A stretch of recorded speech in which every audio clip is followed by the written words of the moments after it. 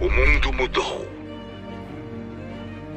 E nós precisamos seguir essa mudança, atualizando o conhecimento em grupo para qualificar cada componente do nosso setor. Ele sendo integrador ou fabricantes de soluções para segurança e tecnologias.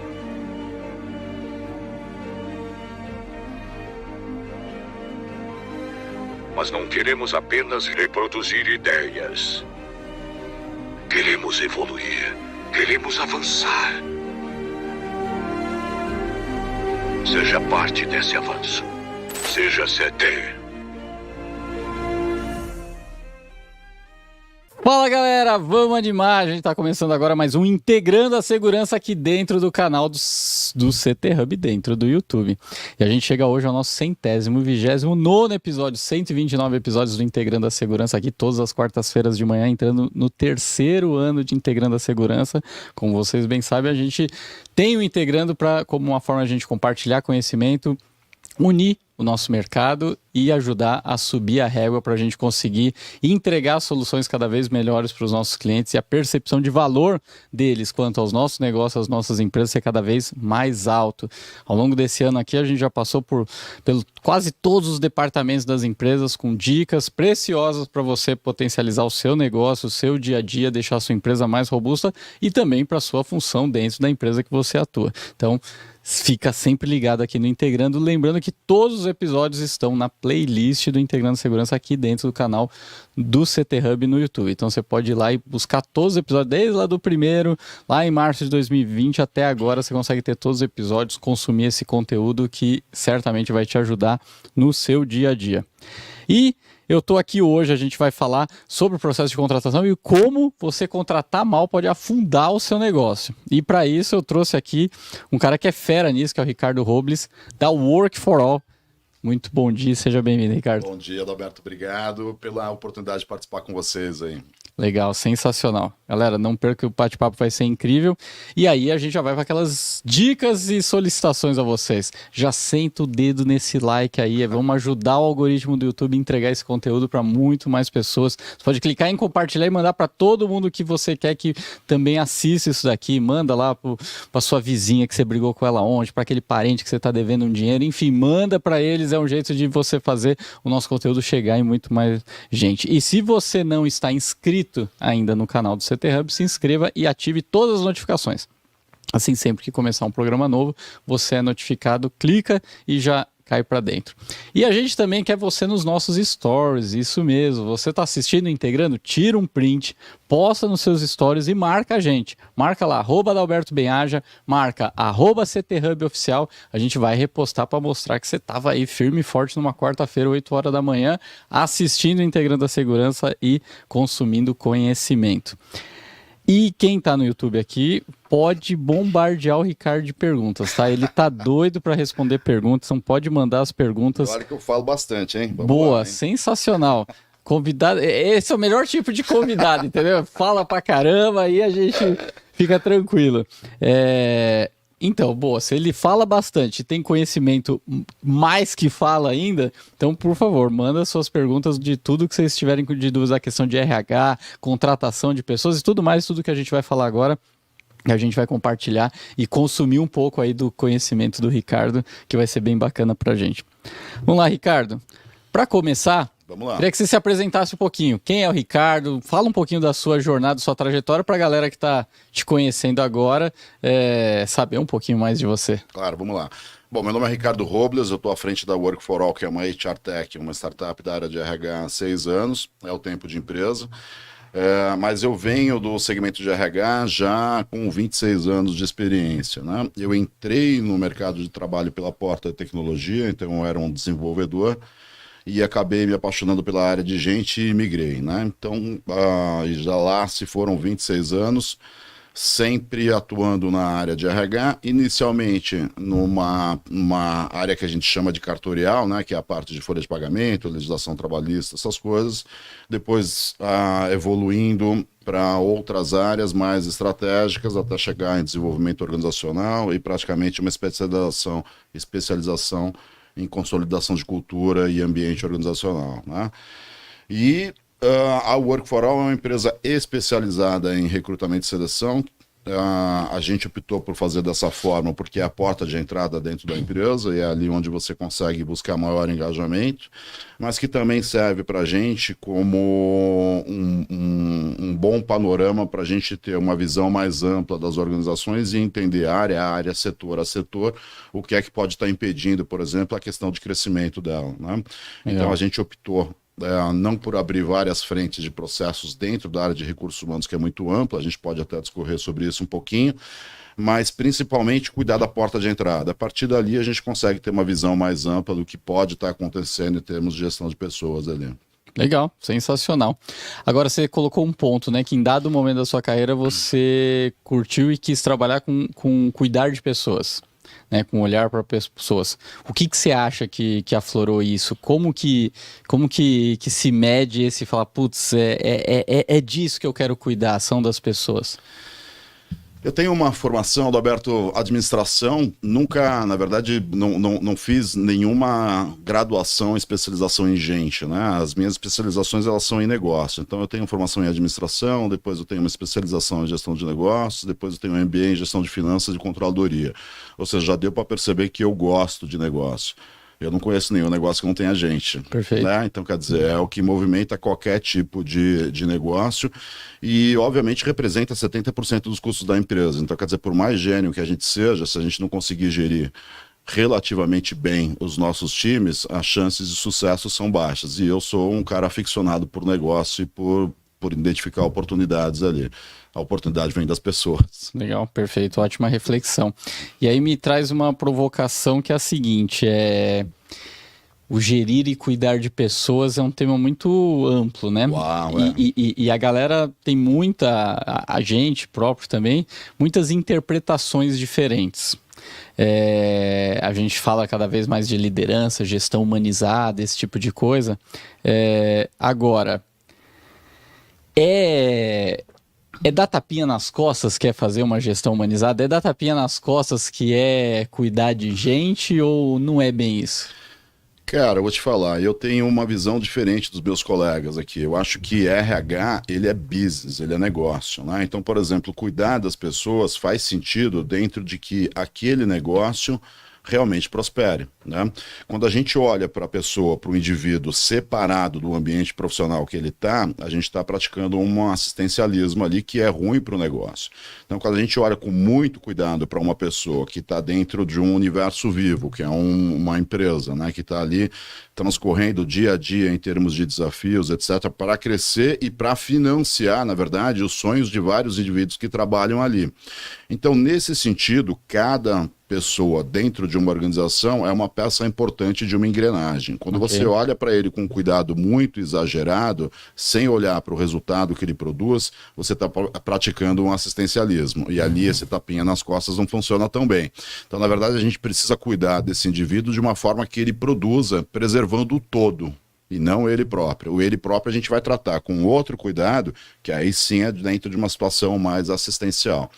Então, o que eu acho que é a gestão de pessoas na prática é cuidar para aquele indivíduo, aquele profissional, aquela pessoa tenha tudo o que ele precisa para performar bem. E isso passa por um bom ambiente, por um ambiente que favoreça o desenvolvimento intelectual, o desenvolvimento pessoal, e na minha visão, essa é uma boa liderança, esse é um bom projeto de gestão de pessoas. Legal, perfeito. Essa reflexão sobre o assistencialismo e sobre você mirar o resultado, né? Fazer uma boa gestão, mas olhando o resultado, eu achei sensacional, porque normalmente o tapinha nas costas, a gestão via tapinha nas costas, ela deixa o resultado de lado, né?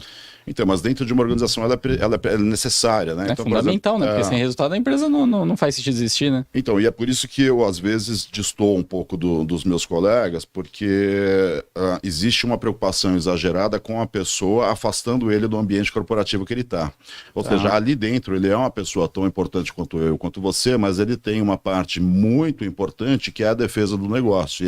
E esse negócio satisfaz a necessidade, o sustento de N outras famílias além da dele, né? Então ele, qualquer que seja a posição dele dentro da organização, do menor nível ao maior nível, ele precisa ter um nível de contribuição para o todo, e ele precisa ser cobrado por esse todo, né? Porque ele tem indiretamente uma responsabilidade sobre as outras famílias que são os colegas de trabalho que ele tem. Ou seja, aqueles colegas de trabalho fazem parte de uma organização que precisa crescer e crescendo todos crescem. Se ele negligencia o espaço dele, a gente tem um problema. Perfeito. Cara, ótima reflexão e eu acho que todo mundo que estiver aí tem que pegar isso daí e falar com seus times. O quanto aquela pessoa que não está olhando o resultado e de repente está olhando, ele se relaciona bem com as pessoas, todo mundo gosta dele, ele não briga com ninguém, ele não corneta ninguém, né? A gente vai tomar cerveja com ele, zero problema. Exatamente, só que ele não entrega resultado. Só que assim, essa é a visão. Ele não entregar resultado, ele está impedindo eu levar o sustento para minha família. Então, olha o nível que a gente eleva a discussão e muda o padrão de a gente parar de aceitar isso. Falar, cara, não, se o cara não entrega resultado, não faz sentido ele estar aqui comigo. Eu posso gostar dele, beleza, é o que você falou, depois das 18 horas eu vou lá, vou tomar cerveja com ele, mas não faz sentido eu trabalhar com ele, não faz sentido a gente estar correndo atrás do sustento junto. E a gente precisa ter essa maturidade, né? E nas empresas, o nosso segmento, o segmento de segurança, até em tecnologia mesmo, é formado por muitas empresas de pequeno tamanho ou médio porte, onde você tem uma quantidade reduzida de pessoas, seja porque você precisa trabalhar com estrutura enxuta, né? Essa é a realidade das empresas saudáveis hoje em dia, que é fazer mais com menos. No nosso segmento de segurança, a gente tem muitas das empresas que elas nascem, às vezes, sem muito planejamento. Ela nasceu por uma questão, uma oportunidade, algo assim, que é uma pessoa, depois vira duas, vai para 3, 4, enfim. E aí ela fica muito olhando só pagar as contas ali e não crescer de uma forma um pouco mais bem gerida. E aí é muito comum a gente ter esse cenário de que aquela pessoa boa é aquela que você se relaciona bem, é aquela pessoa que de repente não te mostra onde você não performou, ou seja, entende muito que bom relacionamento é todo mundo ser amiguinho. Como que a gente muda isso? Porque assim, pela sua primeira explicação, combina totalmente com o que eu penso, e para quem pegou esse gancho de a gente separar o que é trabalhar para o resultado do assistencialismo, para quem pegou o ponto de que, cara, se ele é o gente boa da empresa, você vai tomar cerveja com ele, não trabalhar com ele. Ele performar mal, ele está impedindo eu de levar o meu sustento. Então, olha o nível que a gente está colocando a coisa. Legal, isso eu concordo contigo. Eu tenho certeza que muita gente está assistindo concorda também. E quem não concorda vai, no mínimo, refletir para ver se não faz sentido. Agora, como a gente muda esse cenário numa empresa de pequeno tamanho, médio porte, onde é natural que o relacionamento das pessoas acabe sendo um pouco mais próximo, né? Numa grande empresa, uma multinacional, acaba sendo mais institucional os cargos, a hierarquia, o organograma, né? Numa empresa pequena, média, é mais comum ter a pessoalidade, né? Aí como você muda esse clima? Como você muda... dicas, né? Porque isso não é uma coisa simples de fazer, né? Ninguém tá aqui que faz isso que amanhã vai dar certo. Receita de bolo, não existe isso. Mas e essa é a ideia do programa, é pegar o que os especialistas que passam aqui, a gente pegar as dicas para ir testando nos nossos negócios, e as pessoas estão assistindo testando nos negócios dela. Como a gente muda esse comportamento para ser um comportamento de humanização focada em resultados, porque todo mundo vai para a empresa para ter resultado, não vai na empresa para passear, né? Legal. Não, esse é um bom ponto, Adalberto, e eu concordo com você, mas a gente precisa entender o seguinte, por exemplo, o trabalhar, o performar, o se desenvolver, na verdade, é um processo de educação. Né? Então você vai adquirindo conhecimento, você vai adquirindo possibilidades, você vai evoluindo na linha do tempo. E tal qual quando a gente é criança, a gente precisa do professor para que ele o professor, nossos pais, etc., que eles nos conduzam em alguns caminhos para que a gente possa tomar as próprias decisões em determinado momento. No trabalho não é diferente, né? Então, por exemplo, dentro do trabalho, a liderança é esse cara. Então, é ele que vai conduzir para isso. Por isso que a gente fala que a liderança é importante, tá? Agora, existem vários estilos de liderança. Eu, particularmente, gosto, principalmente em empresas pequenas, dessa liderança que tem o relacionamento como ponto focal. Só que, veja, liberdade, essas coisas, ela exige maturidade. E essa maturidade, ela precisa também estar presente na liderança. Então, quer dizer, quando uma liderança faz uma gestão por relacionamento pura e exclusivamente, o erro é dele. Né? É ele que precisa colocar ali os limites e precisa entender que, putz, eu adoro você, adoro trabalhar com você, você é divertido à beça, imita vários personagens muito legais, tomando cerveja, você é divertidíssimo, mas aqui dentro a gente tem uma responsabilidade pelo todo, né? E a tua fração pelo todo, eu como líder preciso deixar claro qual é. Né? E acho que esse é o papel da liderança. Eu acho que é assim que a gente começa a culturar. Porque, veja, o ser humano, naturalmente, ele gosta dos desafios, ele gosta do reconhecimento e gosta das vitórias. O que acontece é que uma pessoa entra na empresa sem saber muito ao certo qual é o papel dela ali. Né? E ali ele tem dificuldade de contribuir. Não é porque ele é um cara preguiçoso, não é porque ele é um cara... Pô, existem essas pessoas também, tá? Mas não é porque ele é um cara preguiçoso, disperso, não tá nem aí com nada, etc, etc, etc. Muitas vezes é porque ele não sabe o que se espera dele, né? Então, e a gente vai falar sobre isso, a Work for All, ela surgiu para desmistificar e colocar nos trilhos alguns jargões que existem na área de RH, né? E a liderança, como uma liderança inspiradora, é uma coisa que é um jargão desse, ou seja, tudo nasce dele, né? Então, a performance que você espera do teu colaborador, do teu funcionário, ela precisa ser dita, ela precisa ser verbalizada e, principalmente, ela precisa ser quantificada. E isso favorece uma linha de conversa racional com o teu funcionário que afasta de cara a questão do relacionamento. Se você não tivesse muito claro, toda a conversa que você vai ter com ele vai ser, pô, cara, eu pedi pra você me ajudar, você não me ajudou, queria que você tivesse feito isso, mas você fez aquilo. Fica muito subjetivo.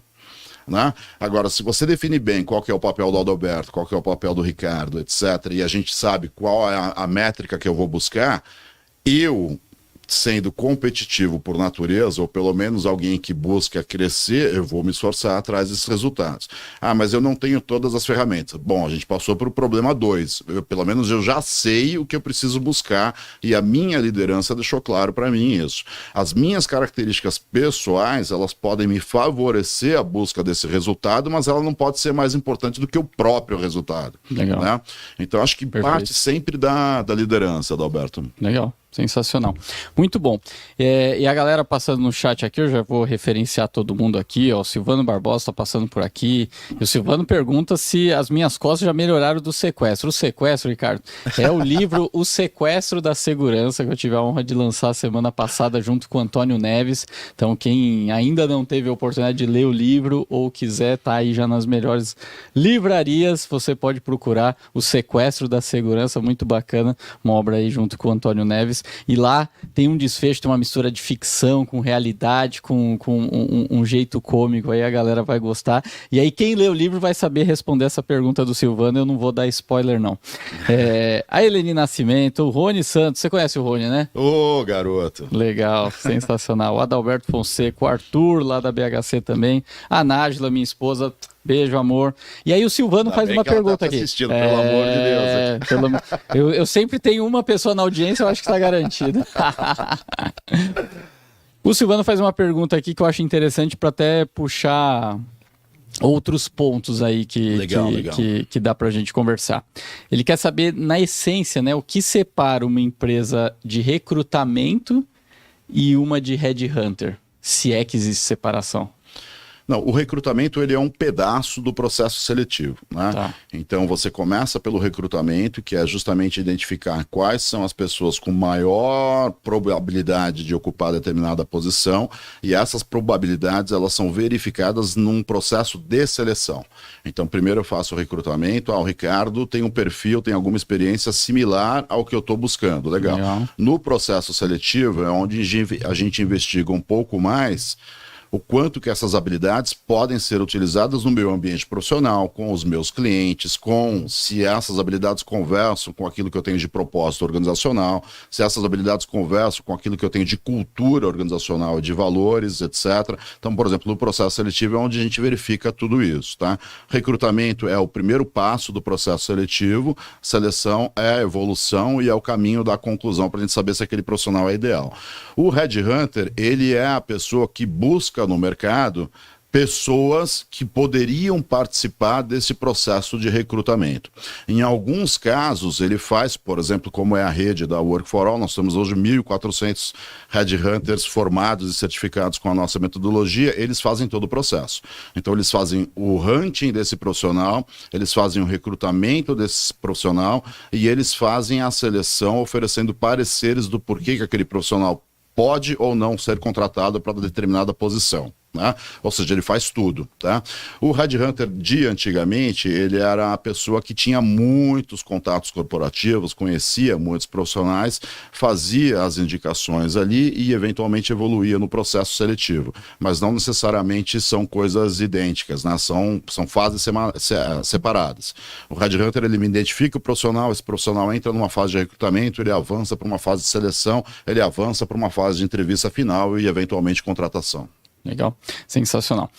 Bom, a gente ainda falando de um negócio menor ou um negócio médio, é comum o processo de seleção de busca de pessoas ser feito de forma artesanal.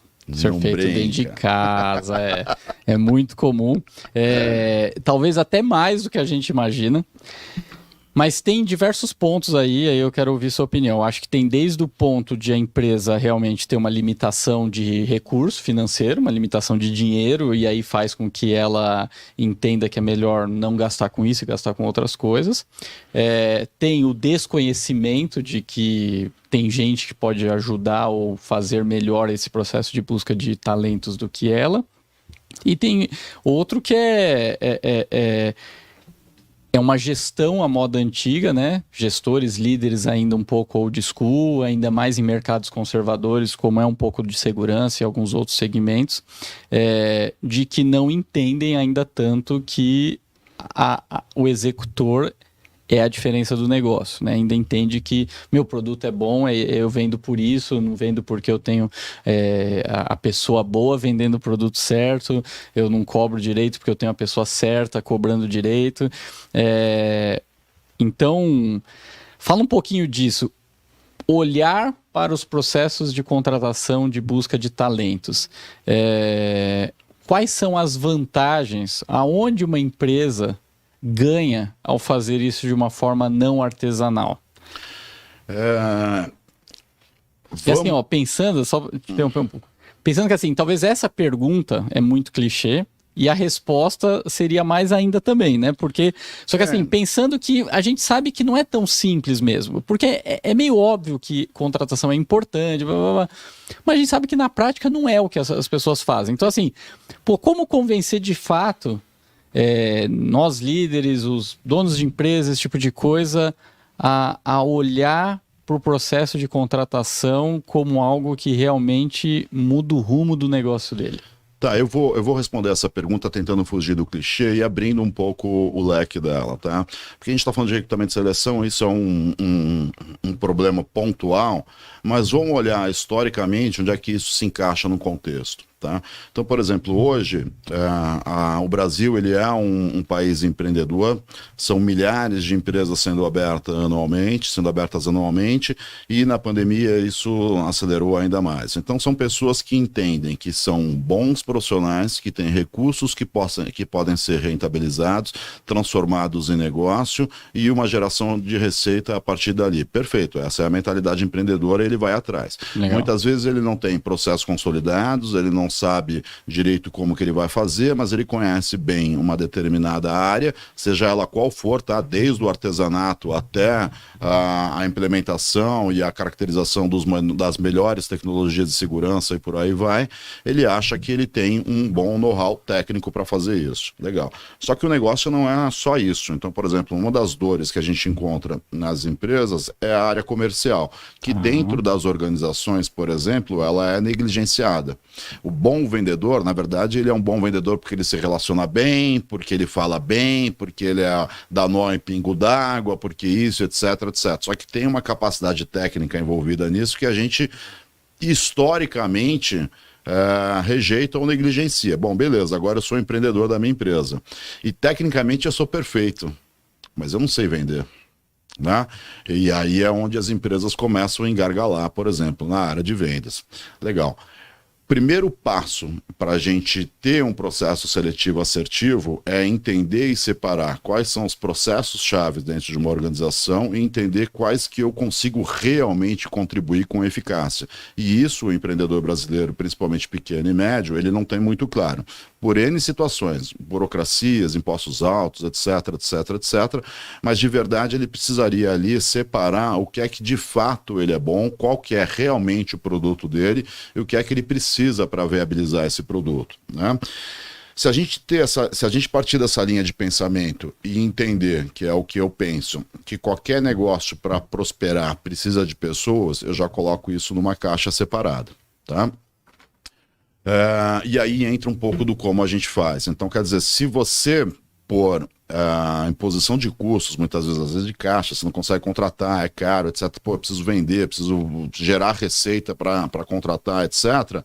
Se a gente vai por essa linha, o que a gente acaba negligenciando são os custos invisíveis. Então eu trouxe para dentro um cara que me foi indicado pela amiga da amiga da amiga da minha esposa, que está precisando, menino muito esforçado, etc, etc, etc. Eu trouxe para dentro, mas ele não gerou receita, agora eu tenho uma responsabilidade de custo com ele mês a mês, as despesas ficaram altas, ele ficou comigo 2, 3 meses, eu acabei impactando de forma negativa essa pessoa, ele me gerou uma despesa altíssima e não me trouxe a receita que eu precisava, agora eu preciso contratar de novo, treinar de novo, porque veja, principalmente para pequenas e médias empresas, que o quadro de funcionário é enxuto, quando você contrata uma pessoa, a princípio a tua demanda de trabalho aumenta, porque você vai sentar com ela e vai ensinar, não vai? Sim. E o teu tempo, ele é caro. Mais escasso. E a empresa está crescendo, fica cada vez mais escasso. Então, né? E o teu tempo ele é caro. Então, de verdade, a curva, quando você se propõe a contratar, você vai cair de produtividade para depois aumentar a empresa, principalmente se você não tem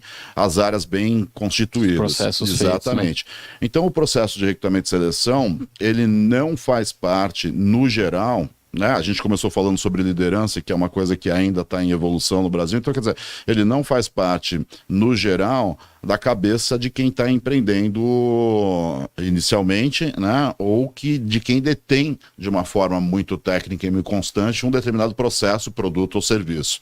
A partir dali, se eu não tenho isso, o que eu vou fazer para elevar a minha curva de crescimento? Eu vou contratar quem faz isso bem e vou ter as garantias da prestação de serviço de uma forma melhor ainda, né? Então, quer dizer, é exatamente focar naquilo que eu preciso, entender quais são os custos variáveis que eu consigo aceitar, mas para ter uma garantia maior de eficiência. O que a gente faz na mentalidade é o inverso, né? Quais são os custos fixos que eu costumo aceitar dentro daquilo que eu posso, só que aí eu negligencio os variáveis que vêm por aí afora, que é o tempo que eu investi em treinamento, que é o tempo que eu investi em contratação.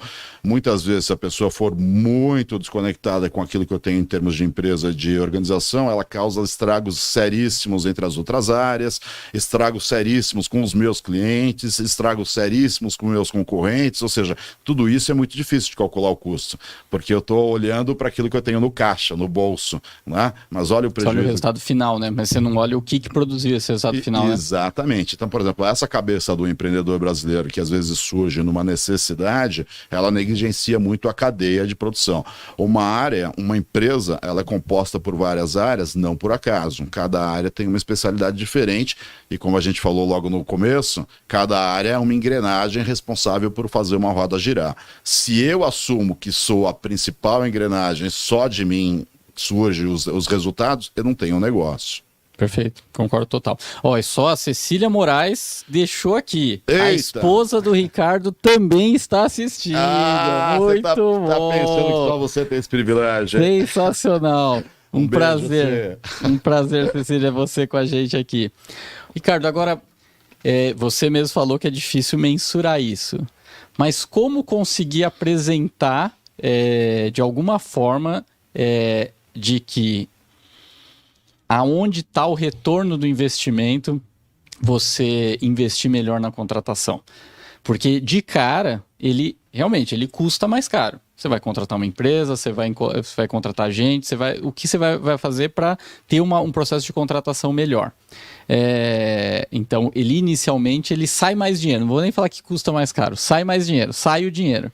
Agora, é o que você falou, com o tempo, isso se mostra efetivo por vários pontos. Como você falou, se essa pessoa ficar e entregar resultados, você não teve que treinar, você aumentou a capacidade de oferta da empresa e aí fica fácil entender que a conta fechou. Mas como mostrar isso para o empreendedor, para um líder, enxergar que, cara, o caminho é eu realmente buscar especialistas para melhorar meu processo de contratação? Interessante essa pergunta, Adalberto. Por exemplo, uma das coisas que a gente faz no Work for All é ajudar o nosso cliente a entender o perfil que ele precisa. Tá? Então, quando a gente deixa isso a cargo da liderança, ela me dá uma lista de job descriptions, de atividades diárias que esse profissional precisa fazer, mas não tem ali situações muito importantes. Qual que é o desafio desse profissional? Que tipo de resultado que ele vai trazer, né? Ele me lista ali, olha, precisa entrar em contato com os clientes, precisa fazer follow-up, precisa fazer isso, precisa lançar no sistema, são atividades que nenhum ser humano se conecta, né? Essas atividades, elas devem gerar um resultado para a organização. É a partir desse resultado que a tua ideia de contratação precisa surgir, não pela tua carga operacional, pelo resultado que se espera daquela atividade sendo feita. Tá. E essa é uma mentalidade que existem pouquíssimas lideranças e pouquíssimas empresas. De novo, por N motivos, tá? Mas é a partir dali que você consegue mensurar, por exemplo, na linha do tempo, quanto que aquela pessoa, qual o payback daquele investimento que você fez em recrutamento e seleção contratando essa pessoa. Você tem um exemplo que me parece que é positivo aqui dentro, e a gente falou dele desde o início, que é o Rony, né? Então, por exemplo, eu acho que é um pouco isso. Passa muito pela maturidade. Antes da gente chegar e falar, putz, eu vou gastar com recrutamento e seleção, e gestão de pessoas, é muito autorreflexão, deixa eu fazer uma análise do que realmente eu preciso. Quando essa pessoa chegar dentro da minha empresa, o que é que realmente vai me brilhar os olhos em termos de agregar valor? Não são as atividades operacionais. Como é que essa pessoa vai me surpreender positivamente? É nessa contratação que você precisa focar, né? E naturalmente o que as empresas fazem é o inverso. Então eu tenho uma lista de atividades operacionais para fazer aqui, contrata o fulano da esquina que ele vai fazer. E aí eu me frustro, porque de verdade você não tem uma mentalidade de médio e longo prazo em relação àquelas atividades. Você que eu digo, o empreendedor, o empresário. E quando a gente faz uma contratação, a gente não está pensando a curto prazo. Sim, total. Né? Não deveria. Não deveria. Então se a gente faz uma contratação pensando a curto prazo, obviamente eu nem vou perder tempo tentar tangibilizar isso. Agora, se você faz uma contratação planejada pensando no crescimento, fica muito fácil se provar de que aquele investimento que você fez, às vezes se paga de um mês para o outro. Legal. E como lidar com a geração, a princípio a geração que vem vindo mais nova, mas isso é um tem problema. sido...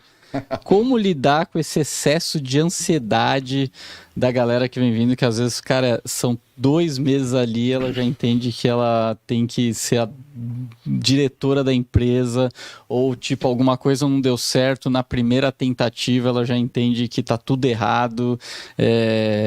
Exatamente o excesso de pessoas que não pensam a longo prazo, que tudo é imediatista. A gente vê pelo menos eu tenho visto uma quantidade grande de pessoas que cada vez mais estão com essa mentalidade, infelizmente. E importante, sei lá, pelo menos a minha opinião, longo prazo não significa necessariamente muito tempo, né? Longo prazo hoje em dia são 6 meses, pelo menos. Então assim, nem isso às então, vezes. só que hoje a gente pega, a galera tem 3 meses de empresa, 6 meses de empresa, já fala, não, já tô aqui há 6 meses, sabe assim? Tipo, nem deu tempo de a pessoa se provar, né? Como lidar? Porque também a gente não pode virar as costas e desprezar, porque está acontecendo e a gente precisa achar um jeito de fazer as coisas encaixar. A gente não vai mudar as pessoas, mas a gente precisa fazer os negócios se adaptarem com as pessoas e continuar dando resultado e ser um lugar legal para todo mundo.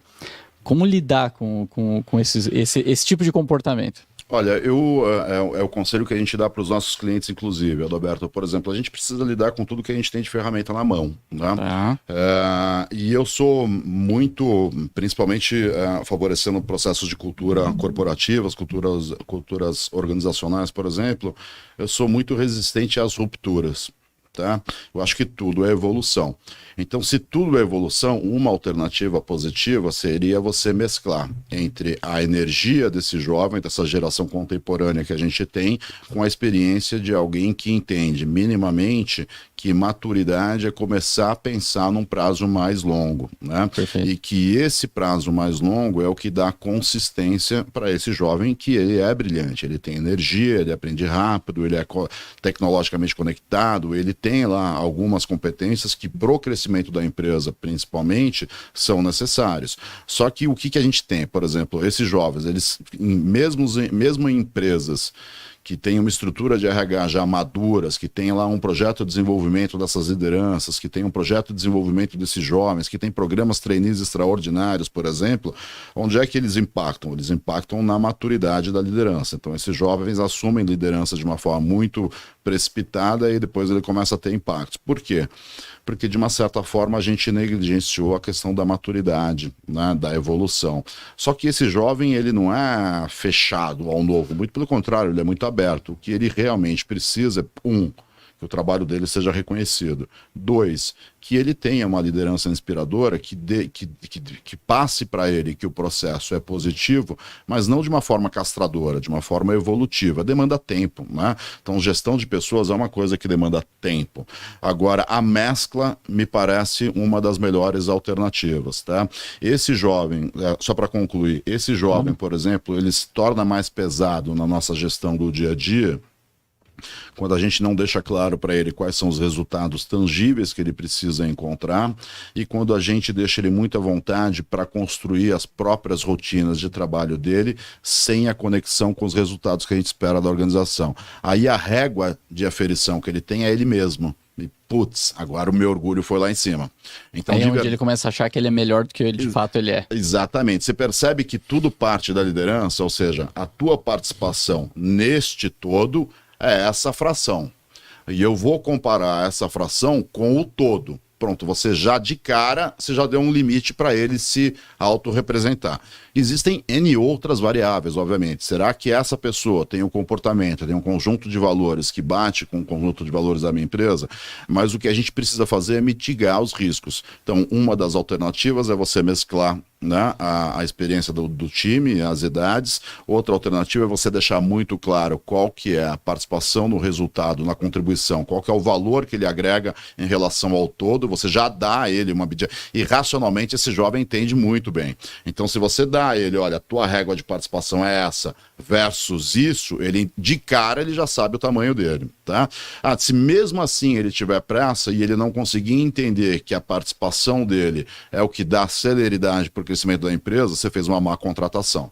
Ele não comprou o teu negócio. Ele está comprando a si mesmo. E essa não é a ideia. E aí tem que acontecer a substituição, né? Exato. Mas aí, ok, claro que é o que eu falo também, sempre que a gente substitui alguém do time, é porque a gente errou na contratação. Não tem algum erro aconteceu ali, né? Talvez até de não, sei lá, não, nem se foi um erro absurdo, mas às vezes algum ponto você deixou de ver no processo de contratação, ou às vezes tem um desvio aí de entrega, né? Ficou claro que a pessoa ia para um lado e de repente na prática é outro. Eu acho que tem esse ponto que você está falando, mas também tem o dinamismo das situações. Então, por exemplo...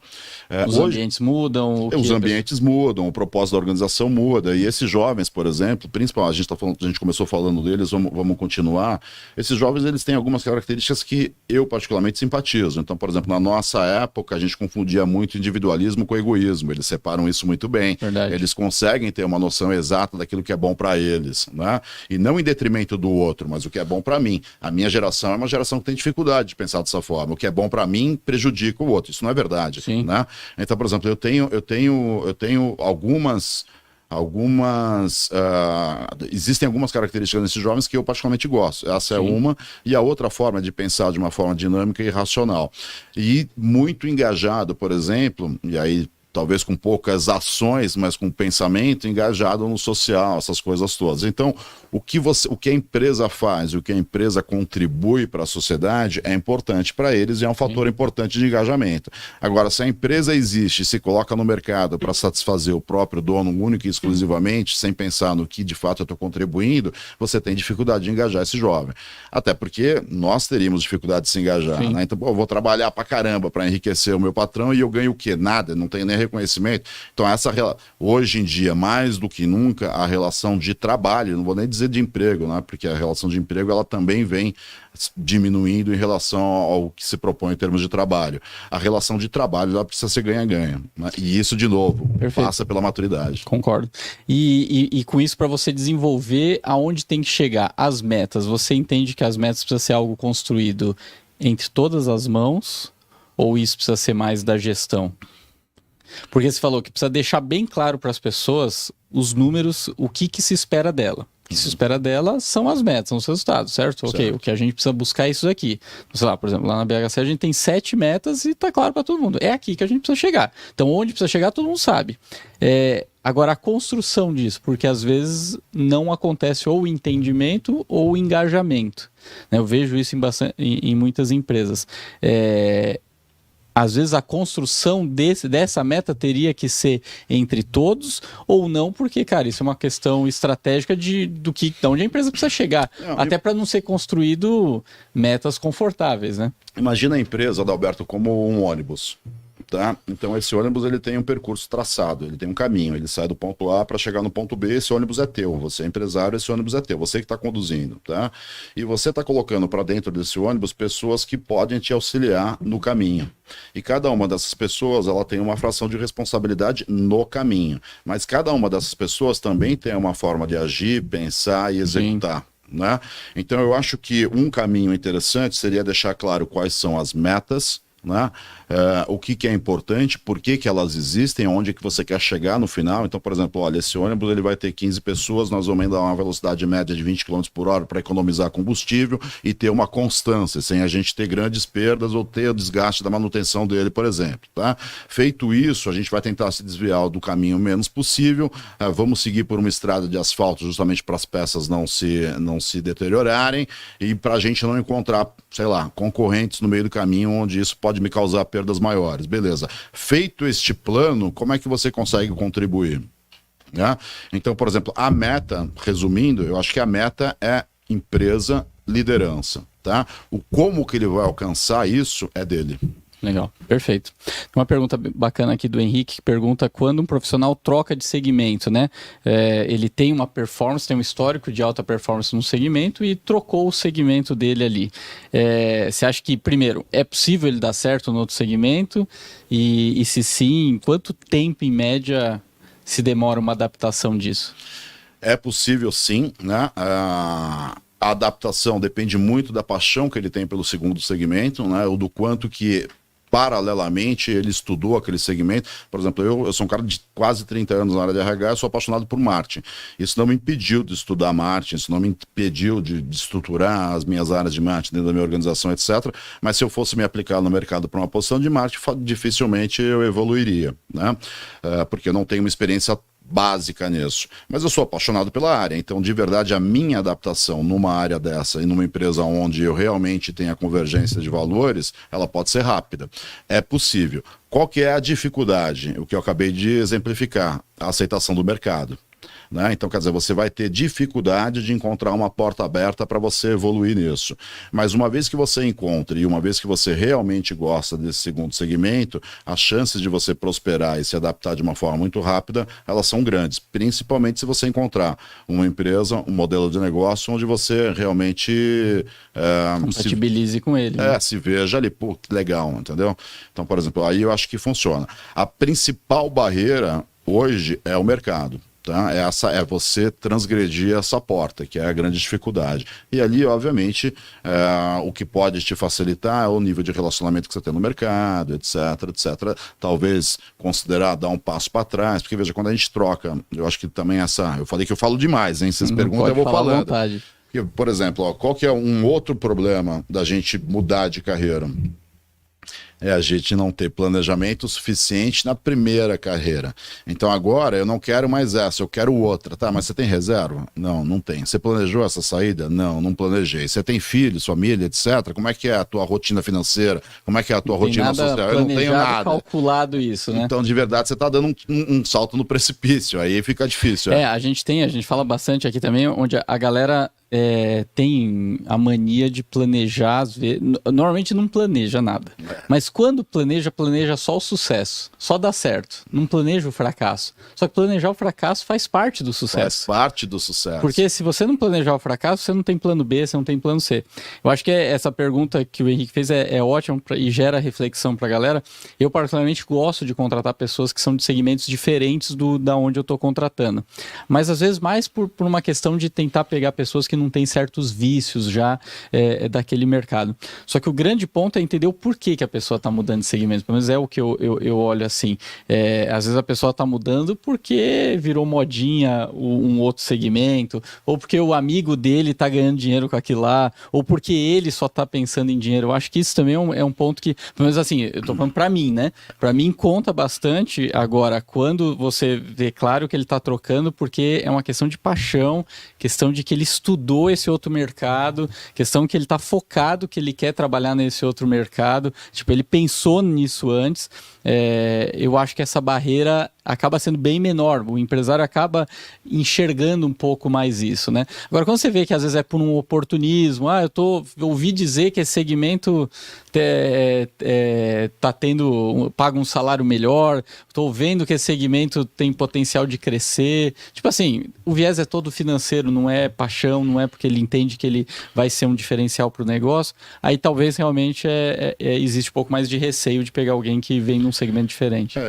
Eu acho que existem soluções e benefícios para os dois lados, tá, Alberto? Então, por exemplo, quando a gente vê uma motivação muito voltada para ele próprio, a gente, nos processos seletivos, por exemplo, quando a gente tem uma pessoa que é muito centrada nela própria, a gente costuma descartar. Não existe sucesso que seja individual, né? Todo sucesso, seja da empresa ou seja da carreira, ele é coletivo. E uma coisa que é legal, que também muda em relação à minha geração, é que a carreira é minha, né? E eu é que administro essa carreira da forma como eu convier. Então, por exemplo, da forma como eu imaginar que é possível e necessário, e não da empresa. No passado, a empresa é que definia quem você seria, para onde você iria e como é que seria a tua vida em relação à tua própria família. E hoje isso é diferente. Até porque você entrava na empresa e ficava o resto da vida, Exatamente. Né? Agora, do ponto de vista estratégico, por exemplo, na Work for All, a gente costuma fazer muito isso. Então, por exemplo, um determinado segmento que tem características mais conservadoras, enfim, tem as próprias características do segmento e a gente dá uma oxigenada com pessoas de outros segmentos. Por quê? Porque no final o que importa não é, na verdade, o segmento que ele tem experiência. O que importa são as bagagens que ele traz para evoluir naquele segmento que eu preciso em termos estratégicos. Então, por exemplo, eu tenho uma carteira de clientes, um exemplo, tá, hipotético qualquer, eu tenho uma carteira de clientes que é muito conservador, está muito nichada, estou no mercado específico, mas eu enxergo oportunidade num segmento que é totalmente diferente disso que eu tenho. Ele é mais comunicativo, o ciclo de vendas, a decisão dele é mais rápida, então eu diminuo, etc, etc. Então, quem nesse mercado tem as características que eu quero ser? Perfeito. Pronto, agora estrategicamente eu juntei, eu posso possibilitar, olha que legal, porque lembra que eu te falei que a relação de trabalho é troca. Agora eu posso possibilitar a transição de carreira do Adalberto, mas facilitando a minha estratégia. Percebe o ganha-ganha? Sim. Essa é a situação estratégica. Sim, perfeito. E isso é cada vez mais que a gente precisa pensar. Não é a empresa que vai levar a gente para lugar nenhum e não é a gente sozinho que vai chegar também em algum lugar nenhum. Precisa realmente ter essa soma para a gente conseguir ir mais longe. Para a gente caminhando para o final aqui, Ricardo, qual é a pergunta que você sempre faz em qualquer processo seletivo? Qual que é aquela lá que não tem como fugir, você vai perguntar para qualquer candidato? Olha, eu falo isso para minha equipe também. Se você perguntar para a pessoa o que é que ele espera em termos profissionais, em termos de vida, o que é que ele planeja para si mesmo, e ele não conseguir responder, ele tem uma grande chance de sair dos processos que a gente conduz. A gente não consegue. Percebe que é o seguinte, quando o processo do Work for All é muito voltado para engajamento. Tá? Engajamento significa, na verdade, é atender os dois lados. Eu te ajudo a construir o que você precisa em termos de empresa e em contrapartida, porque a gente vem trabalhar porque a gente tem aspirações fora da empresa. Sim. Ninguém vem trabalhar para enriquecer o patrão, o dono, o chefe, o CEO. A gente vem trabalhar porque eu tenho aspirações fora da empresa. Você quer as suas conquistas. Exatamente. Né? E a empresa inteligente, ela percebe isso e cria pontes. Então, por exemplo, legal, eu ganhando isso, eu te ajudo nisso, e por aí vai. Essa convergência de ideias e de valores é o que gera o engajamento, tá? Agora, se esse profissional não sabe ao certo o que ele quer para ele, eu não consigo me conectar. Eu não tenho o que eu ofereça para ele para que a gente evolua junto. Esse cara eu descarto. Então, por exemplo, ter bem claro o que é que você... Não precisa ser uma ideia fixa, não. Tipo, eu posso mudar de ideia, mas você precisa ter um norte. Você precisa ter uma direção. Porque é nesse norte que eu, enquanto empresa, vou me apoiar para buscar o teu engajamento e buscar o teu comprometimento em relação à performance. Ah, mas Ricardo, precisa ser alguma coisa conectada com o meu negócio? Não. Por exemplo, eu, dentro das organizações que eu participei, eu favoreci, por exemplo, o desenvolvimento de pessoas dentro da minha equipe na área de negócios, na área comercial. Pô, Ricardo, mas isso tem a ver com RH? Porra, tem muito. Né? Se ele entende o negócio, ele consegue contribuir para mim com mais propriedade. Agora, se ele não sabe o que ele quer da vida dele, eu não consigo me conectar. Ele pode até querer alguma coisa que é muito diferente daquilo que eu faço, tá? Mas eu consigo, de uma forma inteligente, conectar os pontos. Se ele não sabe o que ele quer, eu não consigo me conectar. Eu não consigo buscar a motivação desse profissional. Legal. Perfeito. Muito bom, Ricardo. Vamos lá. Deixa aqui os contatos para quem quiser falar com a Work for All, querer entender um pouquinho mais do trabalho de vocês, ou o que você... Fala um pouquinho aí do que você consegue oferecer e como o pessoal consegue falar com o Ricardo, falar com a Work for All. Tá. Bom, a gente falou bastante sobre gente, eu queria pegar essa oportunidade para explicar um pouquinho do processo, tá? Não sei quanto tempo que a gente está aí, eu falei que eu disse que falava demais, Pode eu tocar, avisei, hein? Pode tocar, tá tranquilo.